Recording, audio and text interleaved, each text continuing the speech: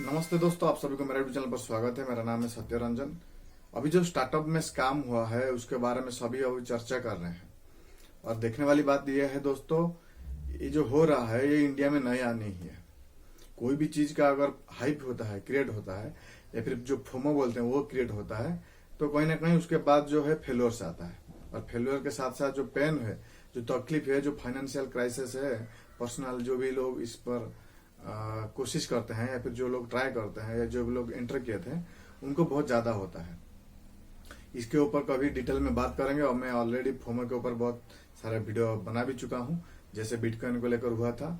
अभी देखिए जो स्टार्टअप का माहौल है वो 2013-14 तक वो 700 का स्टाटस था इंडिया में, और अभी जो देखोगे तो ये 73,000 से ज्यादा है।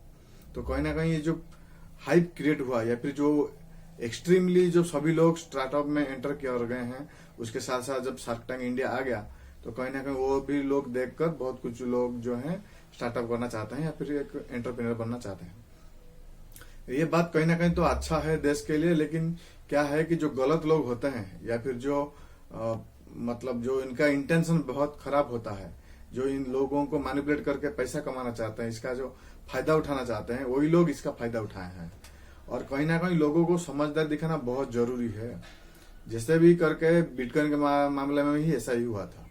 जब भी देखोगे कोई भी सेलिब्रिटी आके बिटकॉइन के बारे में बोल रहा था, इसको खरीद लो या फिर ये एप्लीकेशन यूज कर लो, वो एप्लीकेशन यूज कर लो, कहीं ना कहीं वो भी एक प्रकार की एक मैनिपुलेट है या फिर जो इन्फ्लुएंस करते हैं आके आपको, वहां पर जाके लोग ट्रैप हो जाते हैं। इस बार भी ऐसा ही हुआ है। कुछ लोग डायरेक्टली ब्लेम करते हैं, जो लोग इन्फ्लुएंस करते हैं, उसके साथ साथ वो लोग भी रेस्पॉन्सिबल है जो लोग ब्लाइंडली मतलब यकीन कर जाते हैं कि जो बोल रहा है सही बोल रहा है। अगर आके कोई भी एरा बोलेगा कि मैं एक मीटिंग करूंगा, इसमें इलन मस्क को बुलाऊंगा, पुतिन को बुलाऊंगा, या फिर चाइना का जो प्रेसिडेंट है उनको बुलाऊंगा, बिल गेट्स को बुलाऊंगा, तो आपको तो यूं ही यकीन नहीं करना चाहिए पहली बार। और यकीन करने से पहले आपको थोड़ा रिसर्च करना चाहिए, क्या ये लोग आने के लायक हैं, ये जो बुला रहा है ये क्या लायक है उनको बुलाने के, समझ रहे हो। तो कहीं ना कहीं इस पर ध्यान देने की जरूरत है। और वो जो काम हुआ है जो दोनों मिलकर किए हैं, और उनको देखोगे तो कहीं ना कहीं जो इमेज पहले इस्तेमाल किए थे वो इलन मस्क का था, सॉफ्टबैंक जो सीईओ है उनका था, गौतम अदानी जी का था और नरेंद्र मोदी का था। फिर उनको जब डाउट आ गया कि कोई लोग यकीन नहीं कर गए, क्योंकि जब बात इलन मस्क की आता है तो कोई एरा गैरा बुलाएगा तो नहीं आएगा, वो उस लेवल का होगा तो आएगा।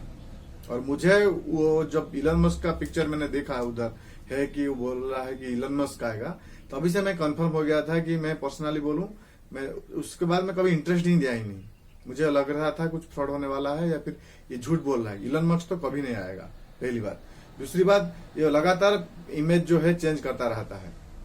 उसके बाद इलन मस्क को डिलीट करके नरेंद्र मोदी को डाल दिया, या फिर जो सीएम है, कुछ प्राइम मिनिस्टर जो सेंट्रल मिनिस्टर में है उनको डाल दिया, और लास्ट में जो डाला वो कुछ सीएम, कुछ स्टेट का और नितिन गडकरी जी का डाल दिया।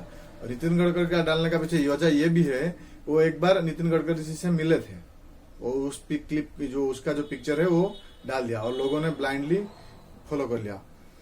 और यहाँ पर जो लोग इन्फ्लुएंसर की बात करते हैं, चाहे वो चेतन भगत हो, एमबीए चाय वाला हो, राज सामानी हो, अंकुर वारिक हो, देखिए आज ए रेस्पॉन्सिबल सिटीजन ये उनको करना नहीं चाहिए था।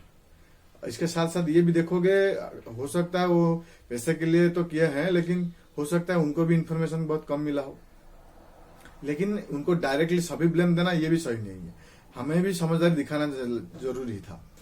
और दूसरी बात, ये सिर्फ दूसरों को ब्लेम कर खुद की लालच को छुपाना भी सही नहीं है, समझ रहे। कोई अगर बोल रहा है कि 75,000 जो VC आएंगे या फिर इन्वेस्टर आएंगे, ये क्या है? 75,000 कितना लोग होते हैं पता होना चाहिए फिर। और उसमें से जो लोग उनका नाम मेंशन करता है वो कितना लायक है वो भी समझना पड़ेगा आपको। सिर्फ दूसरों को ब्लेम करके ये नहीं होना चाहिए। और ये जो भी सब कुछ हुआ है, ये ऐसा नहीं है कि खुद इनोवेटिव किया है। ऐसा एक अमेरिका में एक म्यूजिक कॉन्सर्ट को लेकर हुआ था, वो बड़ा बड़ा म्यूजिशियन का नाम लेकर ऐसे ही बहुत सारे पैसा जो है चार्जेस किए थे। उसके बाद वो कोई छोटा मोटा काम करके सिंगर जो नाम चलाते हैं थोड़ा बहुत, उनको बुला के ये कंसर्ट कर दिया था। उसके बाद बहुत कुछ तामझाम हुआ उसको लेकर। इसी ही ये बात जो है अभी केस चल रहा है उनके ऊपर, ये क्या होगा पता नहीं है। वो कुछ उसका रिजल्ट भी नहीं आया, कितना नुकसान हुआ है, कितना लोग इन्वेस्ट किए थे, क्योंकि जो टिकट का प्राइस था वो 7,000 से लेकर 20,000 तक था या फिर उससे भी ज्यादा था। और उसके साथ साथ जो लोग सोच रहे थे कि अपॉर्चुनिटी है, देखिए इतना आसान नहीं है ये सब कुछ मिल जाना, और आपके पास इतना टैलेंट है तो आप शार्क टैंक इंडिया डायरेक्ट भी जा सकते थे, या फिर जो वेंचर कैपिटलिस्ट होते हैं या फिर जो एंजल इन्वेस्टर होते हैं, आप डायरेक्ट उनसे अप्रोच कर सकते हैं। वो भी बहुत कम नहीं है, भारत में बहुत सारे लोग करते हैं। कुणाल शाह और जितने भी शार्क टैंक में आते हैं वो लोग भी सब करते हैं। तो कहीं ना कहीं उस पर आप ध्यान देने की जरूरत है। और ऐसे जो भी लोग शॉर्टकट बताते हैं या फिर ऐसे आ जाओ, ऐसे सभी केस में होता है। ऐसा ये नया नहीं है, जैसे मैंने पहली बार बोला कि ये नया नहीं है, ये होता रहता है। जहां पर भी एक हाइप क्रिएट होता है, एक प्रोमो क्रिएट होता है, उसके बाद कुछ उसके चपेट में आ जाते हैं, इसके ट्रैप में आ जाते हैं। आने के बाद सभी लोग जो है परेशान हो जाते हैं या फिर उनका नुकसान जो है बहुत ज्यादा हो जाता है। बिटकॉइन के बारे में भी ऐसा ही था। स्टार्टअप क्योंकि इतना ज्यादा हो रहा है और गवर्नमेंट भी इसको मदद करना चाहता है। देखिए जो जेन्युइनली करना चाहता है या फिर जेन्युइनली जिनका आइडिया है या फिर कुछ इनोवेशन करने का मन है, जो लोग करते हैं नॉर्मली, वो लोग तो सही है, लेकिन सिर्फ स्टार्टअप करेंगे क्योंकि वो कूल लगता है या फिर एंटरप्रेन्योर बनना जाएंगे, सिर्फ कूल लगता है। तो ऐसी सोच के साथ जो लोग आना चाहते हैं या फिर जो लोग एंट्री करना चाहते हैं, तो कहीं ना कहीं वो लोग दिक्कत में आ जाएंगे। और ऐसा ही हो रहा है, ऐसा ही आगे जाकर ऐसा ही होगा। तो किसी को डायरेक्टली ब्लेमिंग करना नहीं चाहिए और उन लोगों का मजाक उड़ाना भी ज्यादातर सही नहीं है। हाँ, वो इन्फ्लुएंस नहीं करना चाहिए था, क्योंकि पता है ना, वो आप अगर वो इन्फ्लुएंस करेंगे तो बहुत ज्यादा लोग इसमें इन्वॉल्व हुए। और ज्यादातर लोग इसलिए भी इन्वॉल्व हुए क्योंकि वो जो ब्रांडेड फेमस पर्सनालिटी है, तुम कह सकते हो, क्योंकि उनका जो दबदबा है, वो खुद एक अंकुर वारिक जो है खुद एक एंटरप्रेन्योर है, और एमबीए चाय वाला वो भी खुद को एंटरप्रेन्योर कहता है। तो कहीं ना कहीं उनका भी रेस्पॉन्सिबिलिटी था कि हाँ, मैं रिसर्च करूँ ये कितना सच है या फिर झूठ है, उसके बाद मैं लोगों को बताऊं इसके बारे में। तो कहीं ना कहीं इसमें क्या होता है, क्या मोड लेता है, ये देखने वाली बात है। और ये रिक्वेस्ट करूंगा आप सभी को कि ऐसे जो भी जब कभी भी ऐसा मौका मिले या फिर जो भी कुछ ऐसा हाइप क्रिएट होगा कि ऐसा यहाँ जाओ इतना पैसा मिलेगा, इतना इन्वेस्टर आपको आएंगे मिलने के लिए या फिर इतना इन्वेस्टिंग करेंगे आपके कंपनी में, तो इससे दूर रहने की कोशिश कीजिए और पहले रिसर्च कीजिए, पहले सोचिए समझिए, उसके बाद वहां पर जाने की कोशिश कीजिए। आशा करता हूँ आपको वीडियो इन्फॉर्मेटिव लगी होगी। चैनल में नए तो सब्सक्राइब कीजिए, दोस्तों के साथ शेयर कीजिए।